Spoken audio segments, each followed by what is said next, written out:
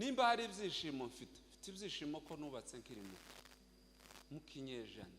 Umuhungu wanje afite imyaka 10 ariga mu wa 5 primaire. Ako mboneho n'umwanya wo kugatambutsa. Noneho mureke mbasobanurire ukuntu twadupfa buri munsi. Abana bacu babageze imyaka 16 twabashingiye kandi tubigisha gukunda iwacu. Mbabwiza ukuri, tubigisha iki? Tubigisha gutabara iwacu batanagiye, tukabigisha gutanga umusanzu. Gutanga umusanzu wo gutabara abavyeyi n'abavandimwe n'ukuramya Imana. Mbabwiza ukuri kose, nimba hari umuntu ubaho utazutanga umusanzu ariko agasirimba, uwo muntu umusanzu uzumuhagarara imbere ntazaboneka. Ati tuzatukubona, tuzatubona ka kantu bazashiraho kumutuku ku izina ryawe. Kuko wanga ubwoko, umuntu wanga ubwoko Imana ntiyo mwemera. Ico mugende, ese muzamutinya urugo mutararubamo n'indarubaganirije? Muzamutinya ico mutazi? Mushake babahaze mukiri bato mugifite imbaraga. Habe niyo turi mu rugo, uriya mukobwa w'abasita tuzadukorogana. Ariko namenye kuko mu rugo ari muri eshanti.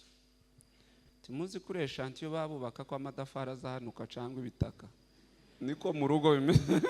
Iyo dutonganye kuri iyi batiri bari hanutse.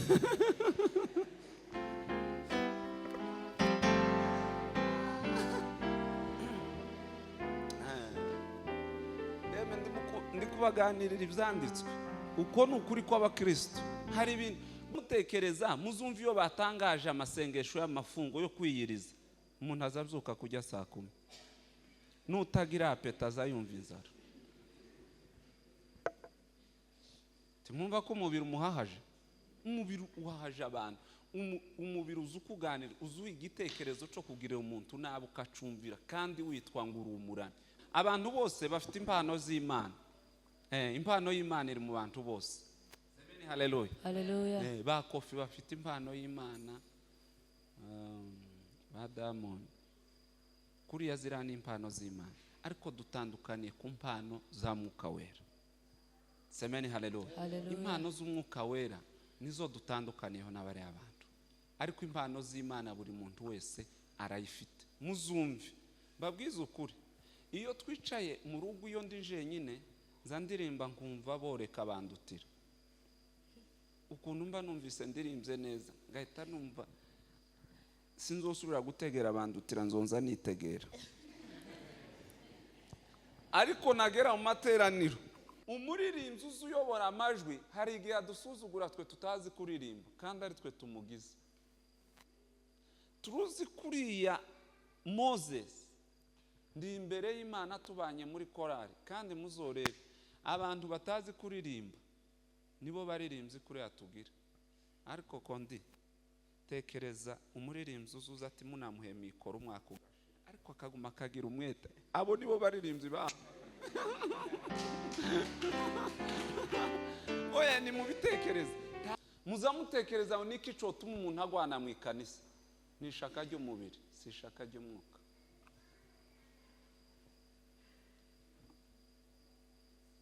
Muranyumvise? Umuntu kuba yogira igitekerezo cyo kumva imbaraga zo kugwana mu ikanisa, nukuri si ishaka ry'umwuka. Kuko Yesu abasize yarisha abantu bose babagira nabi, ariko yarabadusigiye kugira ngo bakomeze bumve. Uyu madumukozeho ni umukobwa wanje, sinokurebaga gutya, no kubaza mpango kubita.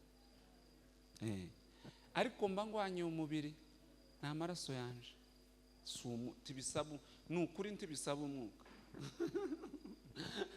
Tukunda kugendana na Mungu wanje waruboneka. Twigeze tugera ahantu twatuja gutega imodoka baradukoroga. Ndamubwira ati sha tube tubitse Bibiliya nkwereke kuntu ibitugu by'abaswa bizabijaho inkoni. Ndeba ukuntu tugiye kugwana kandi nje nawe twamashije. Geri wacu Sioni, Sioni, ndareba nubwo ari kure ziko nzagerayo kuko ndi kumwe na Yesu. Rwandiko Pawulo yandikiye ab'Iroma ibice 12 umurongo waho wa mbere turasoma n'uwa kabiri n'uwa gatatu. Biriya yavuze nuko bene data ndabinginga kubw'imbabazi z'Imana ngo tanga imibiri yanyu ibi bitambo bizima byera bishimwa n'Imana, ariko kuyikorera kwanyu gukwiriye. Kabiri, kandi timwishushanye n'ab'iki gihe, ahubwo muhinduke rwose mugize imitima misha, kugira ngo menye neza iby'Imana ishaka, ari byo byiza bishimwa kandi bitunganye rwose. Amen. Amen. Gatatu, ndabwira umuntu wese muri mwe mbwirijwe n'ubuntu nahawe, mwe kwifata uko mutari, ahubwo mutekereze mwitonze, kuko Imana yagereye umuntu wese kwizera. Mwakire neza ijambo ry'Imana. Amen. Ndagira ngo some no muri biri jambo ry'Imana, numvishe kuri gatatu ivuga neza cyangwa se no kuri kabiri, ariko hose yavuga neza. Duhere kuri kabiri. Ntimugakurikize imibereho y'ab'iki gihe, ahubwo mureke Imana ivugurura imitekerereze, ibitekerezo byanyu mube muhindutse rwose, nibwo muzashobora kumenya neza iby'Imana ishaka, kugira ngo muhitemo ibyiza bishimishije kandi bitunganye rwose. Kuri gatatu, kubera ubuntu Imana yangiriye, ndababwira buri wese muri mwe nti uramenye we kwitekerezaho birenze urugero uriho, ahubwo ushire mu gaciro wiyoroheje ukurikije urugero Imana yaguhaye rwo kuyizera. Mwakire neza ijambo ry'Imana. Twikirize tuvuge ngo amen. Amen. Ndashima Imana cyane yatwemereye uyu mugoroba tukaba tugize umugisha wo kuboneka mu rusengero hitiriwe izina ryayo. Imana yo mu ijuru ibishimirwe. Amen. Amen. Amen. Amen. Amen. Abantu b'inyuma turi kumwe.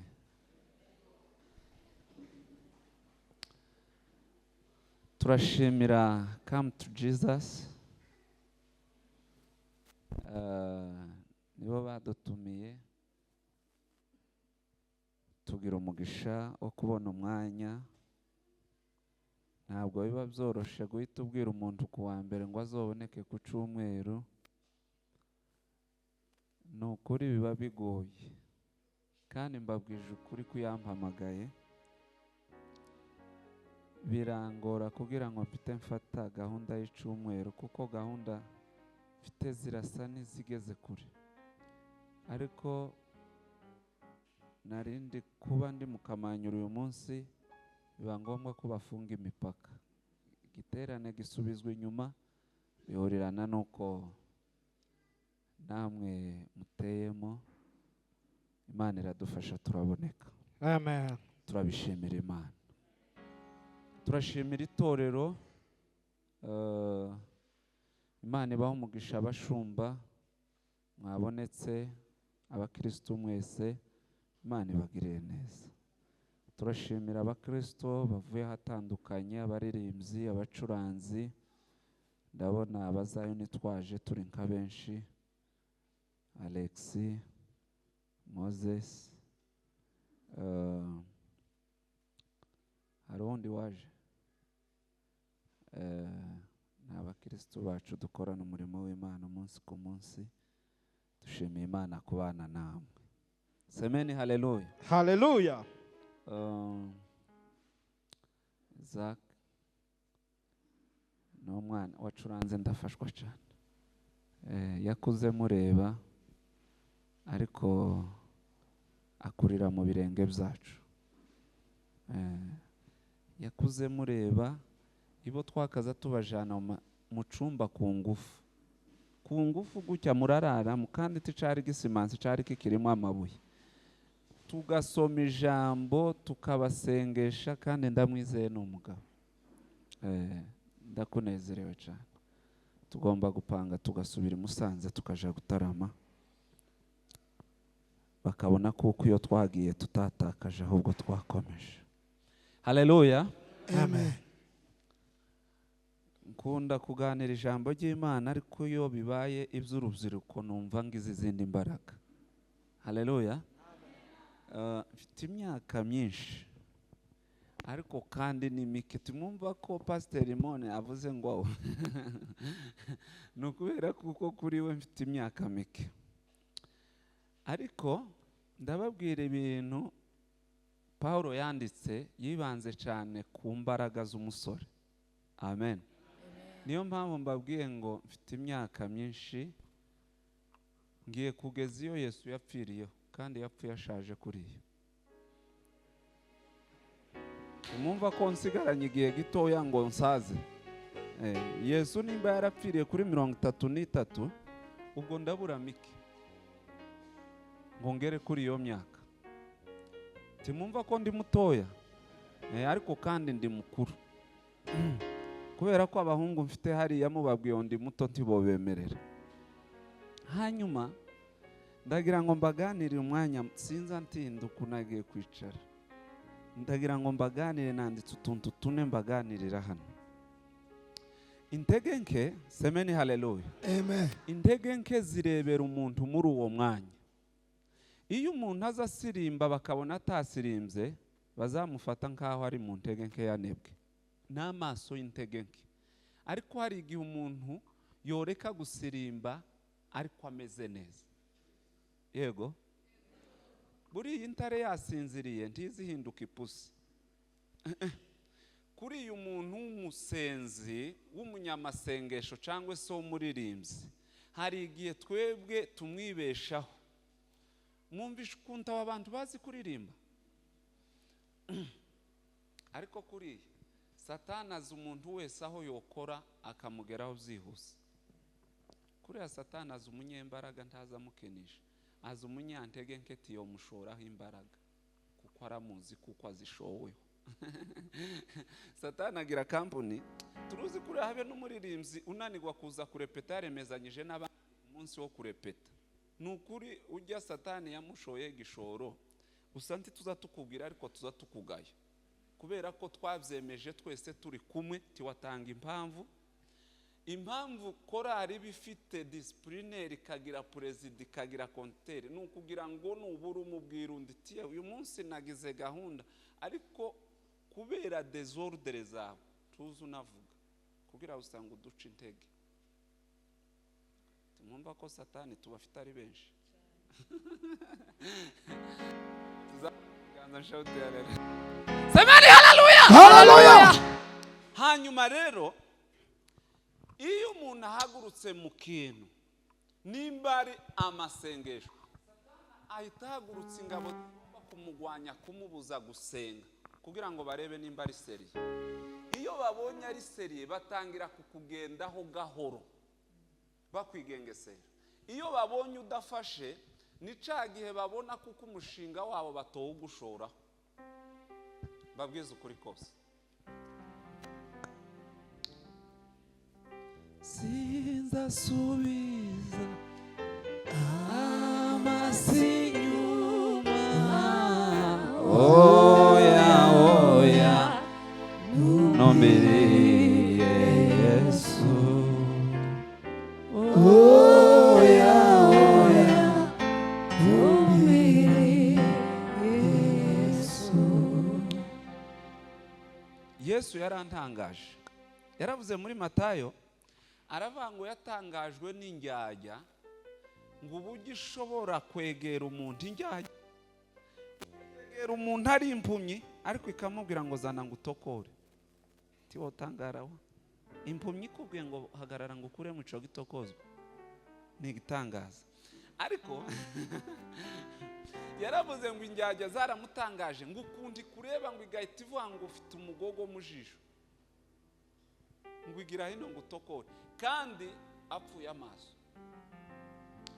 noneho semeni haleluya. Haleluya. Buriya mureke mbabwira umuririmbyi ushoboye muri ministeri yose nimwe.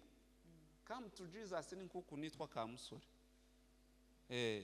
Ariko ministeri zose ni zimwe kuriya mwakagombye kuza musangiye ayirepeta mukama murepeta kuko niho muboneye umwanya. Ministeri zose nimwe mutandukaniye gusa ku mazina. Turuzi habe n'itorero. Ejo twari mu bukwe bw'umuhungu wa Reverend Alex. Noneho turasohoka dusohoke, umuvandimwe umwe yari ateye comment bagiye gusirimba ngo abarizwa mu makanisa 5. Abasaza amavuga ngo tuyabaye ikabe.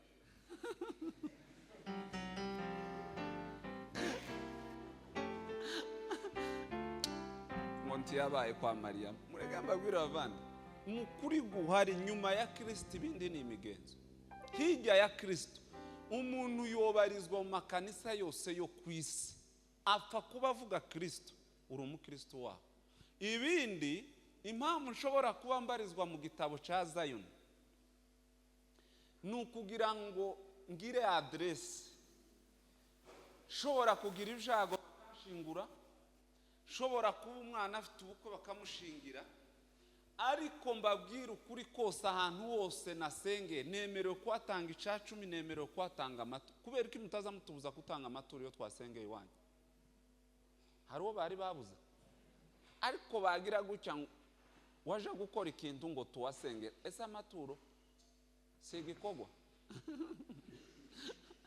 No mureke tugaruke tuganire gutya. Semeni haleluya. Haleluya. Umuntu wese wamenye Imana, ikintu gishobora kuba comarisha abantu ni ideology ni ingengabitekerezo bigoye kwihindura. Igihe kimwe imyigaragambyo ibaye imwe ya sabasaba, nimba ari sabasaba, yabaye ndi Uganda, ngiye gutega imodoka nza hano muri Kenya. Imodoka zanga kuza, nza na za rukururana, biriya bikamyo biba bifite amakamyo inyuma yazo bibiri, noneho ziba zifite icumba. Iyo winje baba bafite icumba, banshira muri ico cumba, ndasinzira pe. Niko rugendo none nagenze neza. Uzi kugenda uri ku matera, nta kibazo nagize. Sinanza amenya ngo dodane, oya narasinziriye gusa nicure. Shoferi umwe aravuga ngo araryama, ndamubise. Baraba nicara kuri yantebe turaganira, kuko bari babonye mfite agakapo, naricuye nsora Bibiliya ngoma gusoma. Barambaza kwani we ni pastor, mimi ni mtumishi. Ati none muzamutekereza gute ibintu mubamo? Ndabwira ati se ahubwo mwebwe mutekereza gute ibintu mubamo? Bambwiye igitangiriro, ariko natanga uzi uko nemeje nagize gutyo umutwe hafi kwemera. Banganiriye amakuru y'itangiriro. Semeni haleluya. Haleluya. Bambwira imyuka mibi itera abantu, ndatangara kandi narabyize muri teology. Amakuru yose bambwiye ni ukuri. Noneho twapfuye ikinabo, twapfuye kwizera Yesu nk'Imana. Baba atari kuyo Mana yanyu yabyaye umwana hano ku isi muzamuyemera. Ndabagira ati cyane. Ati none isiga nyina itura imyaka mike irasubira agenda, muremera? Ati ndababaza ati se mwemera Muhammad nk'intumwa? Yesu nawe tumwemera. Kandi muri Korowani nje ndayigira, Korowani nzanisoma izivuga imbabazi, ariko naratangaye na Korowani. Uzuko imbabazi izivuga umuntu kuri mugenzi we kumugira imbabazi, ikava ngo nimba wosenga Imana hari uwaburaye uzi turakamenya Imana. Ko murumva ngo nimba umuturanyi wawe yokena ufite ubushobozi utagize icyo umumarira, turagakizwa tuzi Imana. Nimutekereze rero, ko murumva abo bantu utoneza umutwe timuzamona isiri.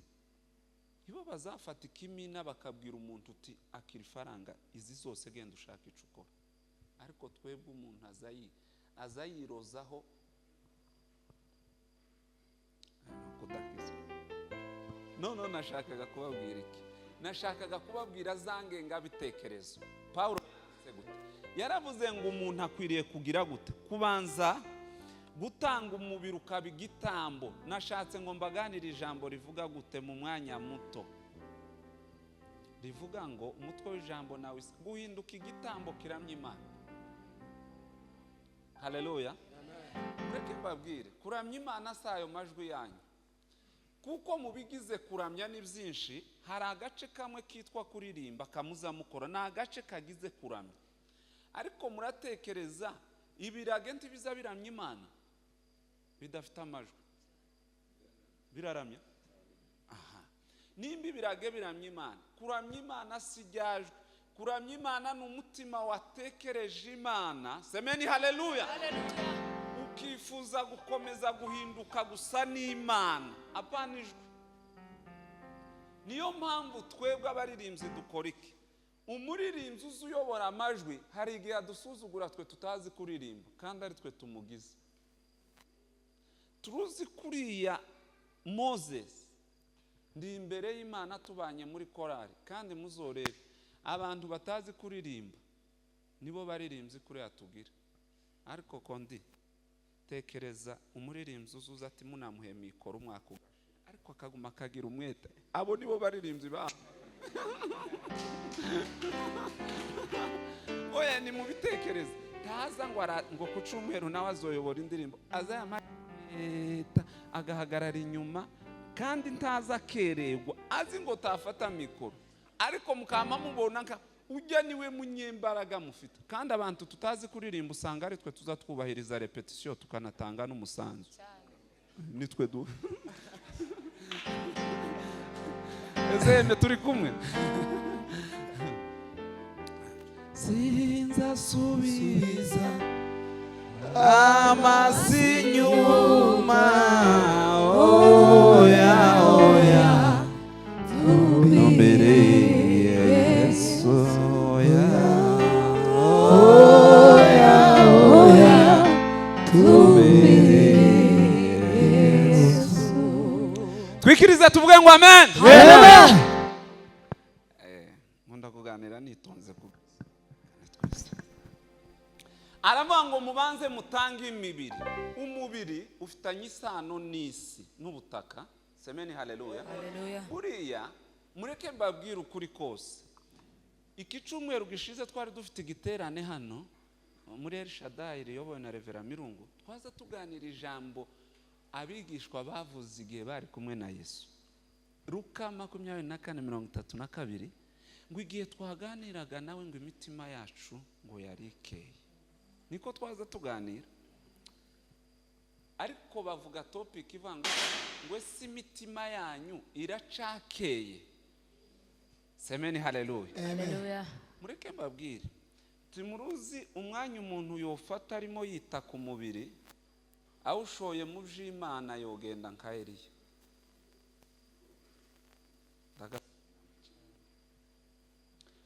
Muzi umuntu yokwirirwa yicaye kubera umutwe gusa, bakamasuku no musatsi kuva mu gitondo yicaye kuri kose. Mfite umuryango munini hari ahepfo kandi abenshi ni abakobwa.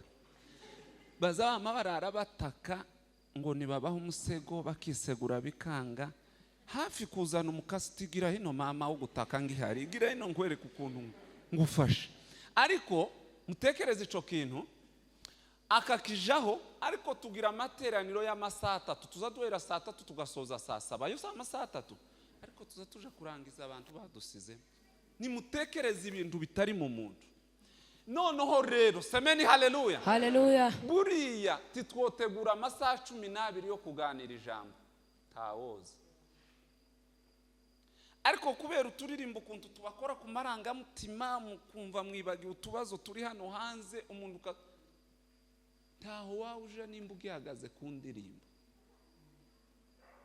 Turuzi kurana repetition mwakagonze kubanza mugasoma ijambo ry'Imana mukaganiraho ibyanditswe mwarangiza mukarepeta. Ubundi kurepeta bisaba iki? Kurepeta bisaba ubwenge, ariko twaje kuririmba imbere y'abantu bigasaba umwuka. Kuri anti dukeneye amajwi yanyu, muzamanza mukarengukira hirya mukagaruka mugakubanuka. Hari antaca azafasha bano bakecuru tana kimwe ngo wazamutse ngo wara tuza tutese ura mwana kuri ari mu biki yavuye hari imbere izindi gahunda ziga niko wazaye uri mwiza imbabazi zawe ni nziza imigambi yawe ni myiza kuri twe. Waririmbaga gutyo mu mwanya gukamusubira ukaririmba irindi uri mwiza imbabazi zawe ni nziza imigambi yawe ni myiza kuri twe. Ukamubwiraga ngo wakoze ibitangaza, ntabyo ni ukuri, uracari wa wundi ko turakubona.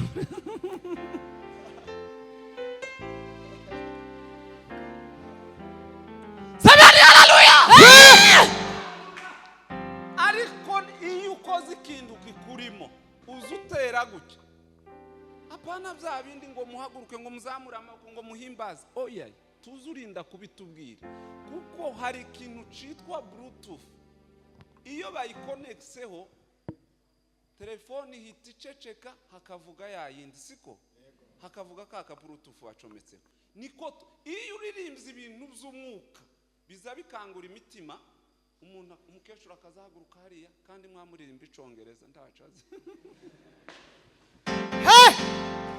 Sabani haleluya! Haleluya, haleluya! Kuko umunsi wa Pentecost ngo barujujwe ngo buri muntu wese akaza yumva ururimi rw'iwabo. Nta musemuzi bari bafite, ariko hari abagabo ngo bavuze ku ndimi ngo abantu bose bari i Yerusalemu bakazabatese bari abagabo ninde wabigishije ururimi rw'iwabo. Umwuka yazahita jana ijambo kuri nyiraryo risobanuye. Niko kuri ubundi mureke mbabwire semeni haleluya.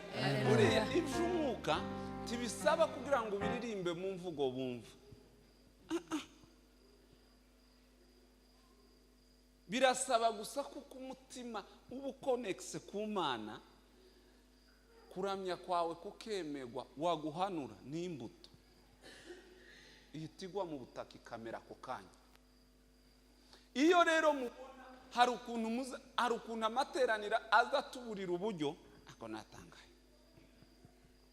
mukaramya mugashanja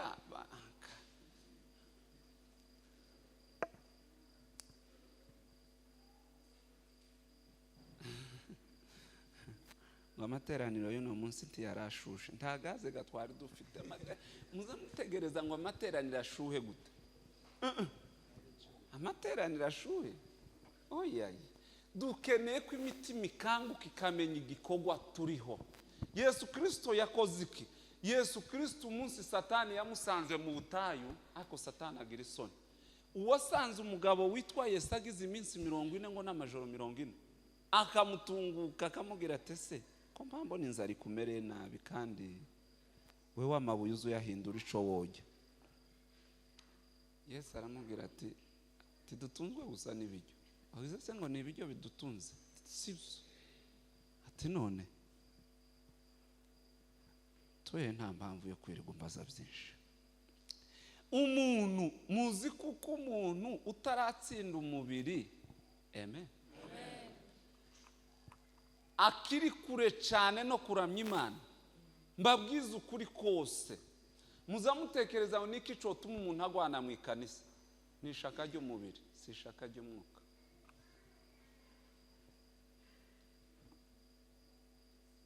Muranyumvise?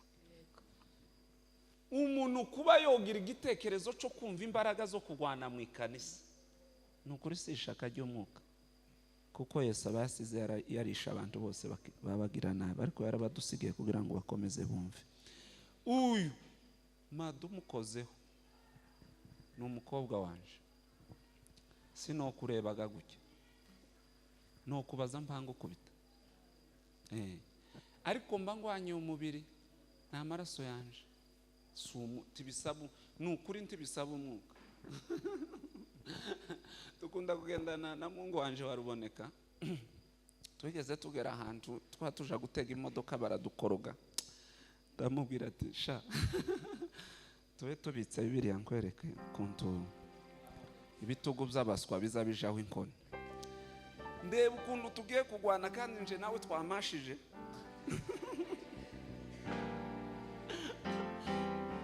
Kandi naza mbona ari nkanje wo ukuntu yari ameze, naza mbona anshigikiye ngo cyane. Noneho kandi mukuri cyo twari tugiye gukora, twari tugifitiye rezo kubera iki bazakenera kutunyaga kandi tutabyemeye. Ariko aho ngaho tibisaba umwuka, tibisaba ngo mbanze nsenge bazi Imana tese Mana Abanyakenya mbagenze tutibisaba oyaye, bisaba inkoni. Kandi hari kintu mutazi muzamukinisha agakiza. Yesu umwana w'Imana yaje kutubwira ngo mucecekeshe za kamere, ariko mugezi taraceceka zirarakaye. Ariko umuntu wa gito nuwo kwirirwa arakaye akarara arakaye. Bibiri zivuga ngo nurakara ntukirize umunsi, ariko muzamutekereza ko tutorakara ngo twarakijijwe. Uyu mutsi uzuzuka uyu nguyu ukico, ariko agakiza kaza kaguma guhosha ibirunga bituye mu muntu, kabanya isukari ikagabanuka tugasubira muri mudu yo y'Imana. Ariko kurakara n'Imana irarakara. Mbabwiza ukuri, habe niyo turi mu rugo uriya mukobwa abasita tuzadukorogana, ariko namenye kuko mu rugo ari muri eshanti. Timuzi kuri eshanti yo babubaka ko amadafari azahanuka cyangwa ibitaka, niko mu rugo bimeze. Iyo dutonganye kuri iyi batiri bari hanutse.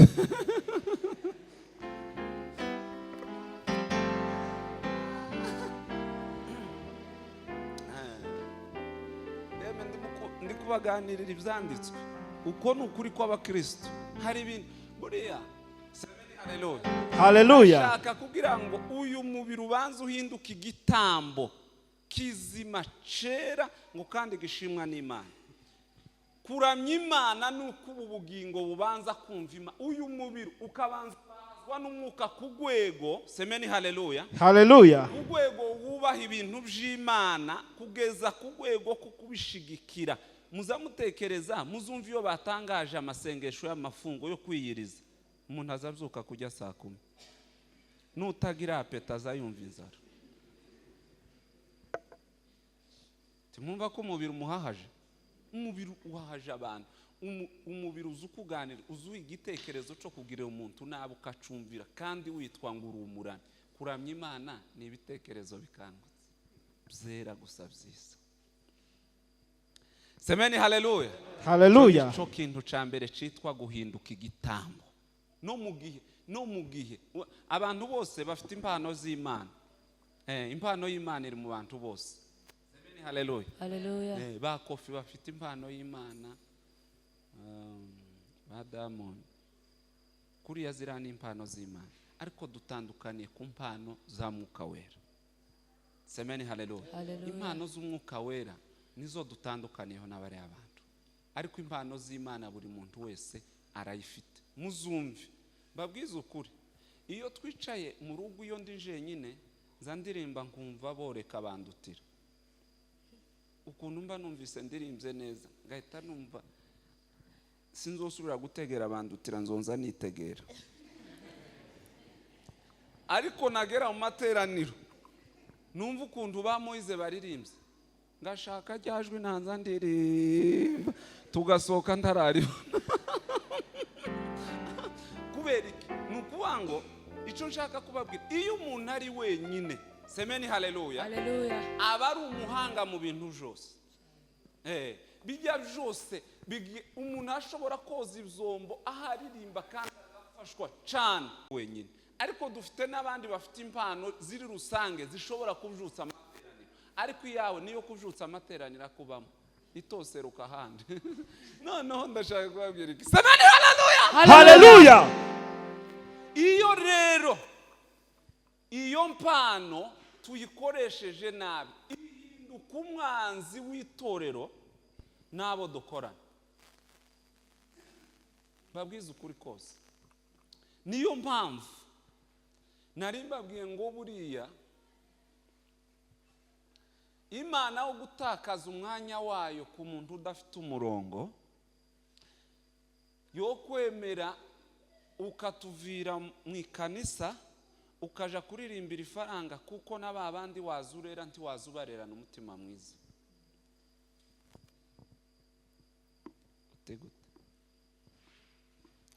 Iyo tuvuze ngo ministere turayitangiye mu ijuru bahita basinya igipapuro cemera ya ministere itangiye ku isi ikumva imihigo muhize.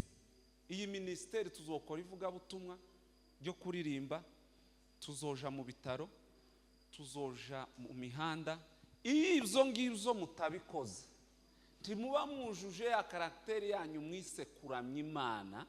Mu ijuru bagenda bakoshingana Croix Rouge bakabati iki bakivuze gusa ku rurimi ntibagishize mu bikorwa.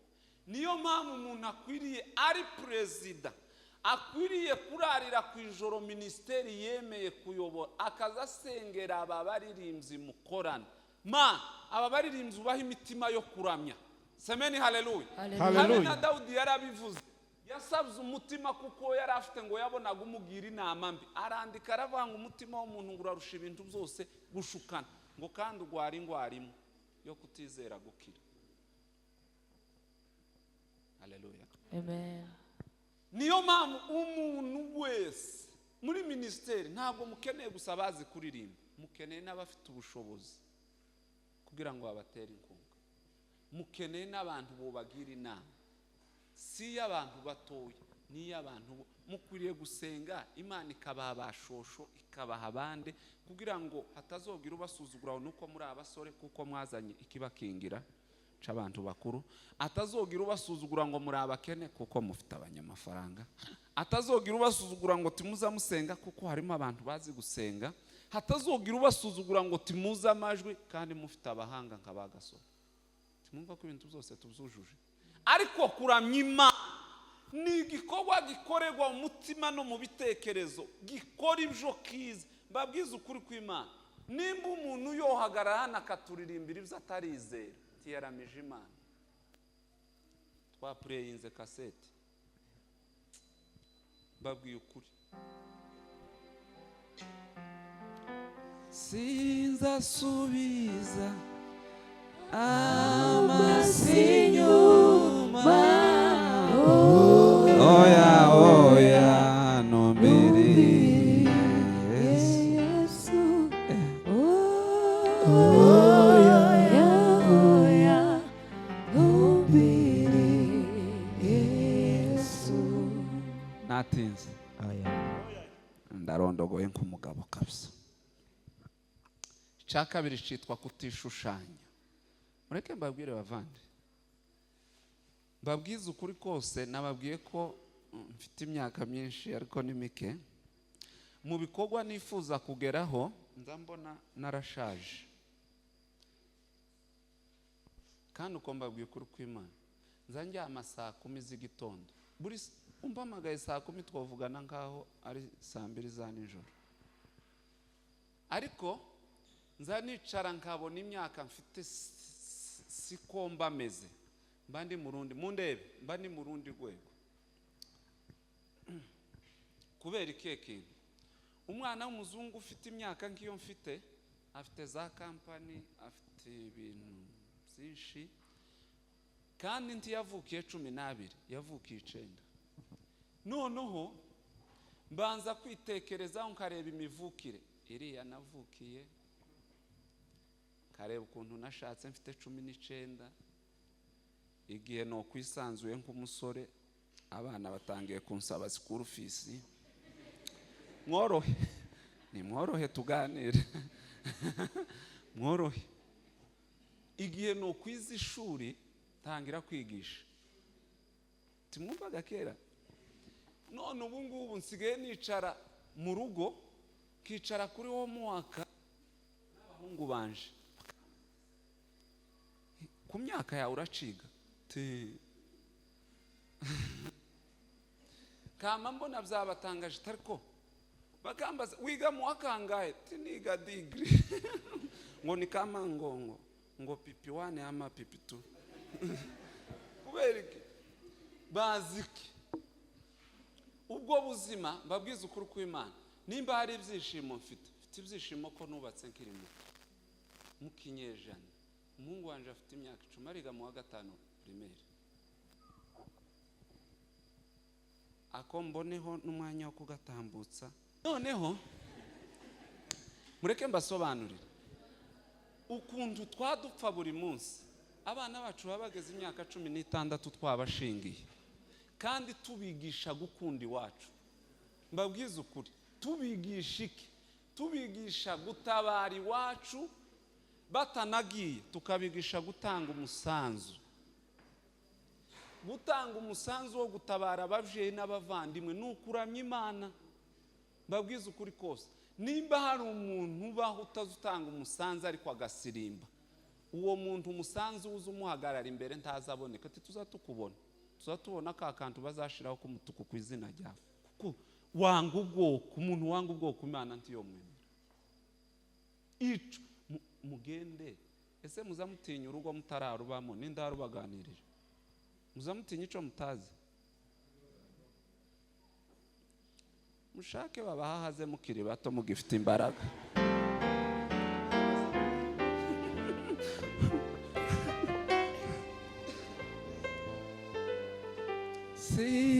sinzasubiza amasinyuma oya nome Yesu oya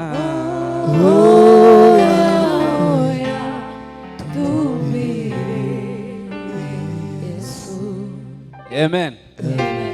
Amen. Narinzi ngo sintinda nukuri mwihangane ariko ndasoje nsigaranye iminota nkinga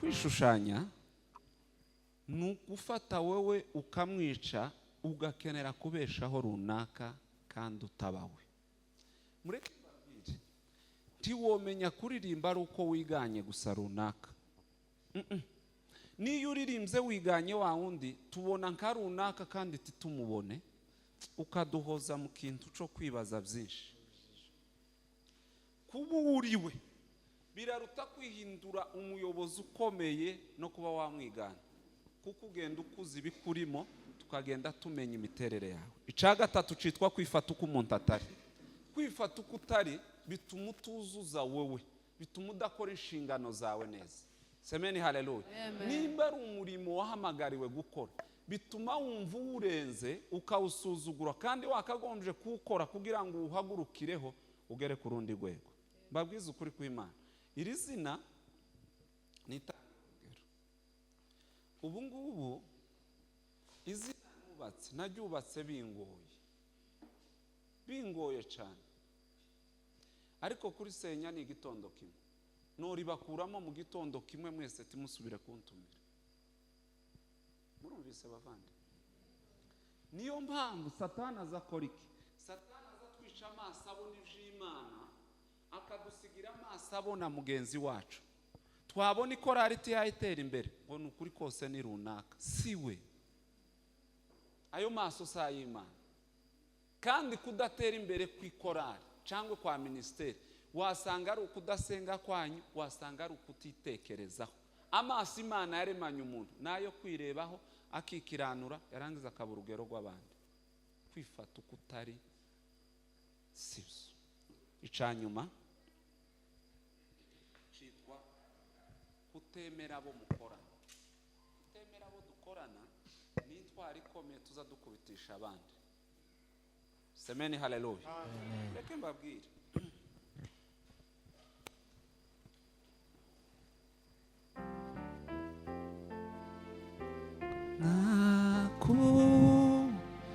weho wamwambaro wisoni we nabi kumwenda wera muzi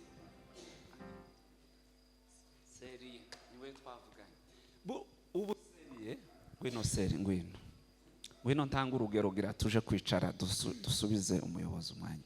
Ubu seriye mutamuzi kaba no mubabwira ngo seri yazayica abantu bahagaze hano imbere yanyu n'imbere y'Imana, mwese mwobona seri umunsi wa mbere mukama mvuga ati n'ukuntu yazareba nyina azabica. Hako naratangaye, uzi uko kamere y'umuntu ihita isigarana isura bakuvuzemo. Uzi uko tugira abantu bazabanga abantu batazi, ariko ubwenge bwawe Imana yaguhaye nigo tugendera ku makuru y'abandi bantu bavuze ku muntu wo kugiriye umumaro ugahita umwanga. Uko dufite amazina hano hanze atandukanye n'ivyo dukora, kandi kubera gusa umuntu wanitegereje ntiyankunda akenera kunica mundi akenera mu yandi magambo. Imana yahaye umuntu ubwenge bwo gutekereza ikintu ugafata umwanzuro, ariko iyo ubwiwe amagambo n'abandi ugahita uyemera nk'ukuri utayakoreye research ngo uyitegereze uyarebe, ni ukuri kose uri robo, uri ikintu kiri aho ngaho kitaza citeke utiyizi wojanwa gukoresha ibyo bashaka. Ariko nimba umuntu nimba tukorana muri korari, nta mpamvu yo kugira uwo twotahana tuza dutuhana ngo tuvuge ngo seriye buriya seriye ni uzi utuma korari idatera imbere. Dusenya umurimo w'Imana mu bandi. Ahubwo dukwiriye umuntu nimba aririmbye neza dukwiriye kumubwira ati ukoze ibitangaza ukomeze utuyobore. Ariko ibintu byo kumurebera ngo umwana wa runaka ngo niwe uzi uhora ufata mikoro, siko kuri. Ubwo si ubukristo, ico ni ikinyamubiri. Kuri none muzamushigikirana muvugane muvuge umuntu neza, umuntu umuteremo imbuto mu bandi. Buriya wakunze umuntu utanamuzi yo kugera imbere wofashwa kurushaho. Mwakire ijambo ry'Imana. Amen.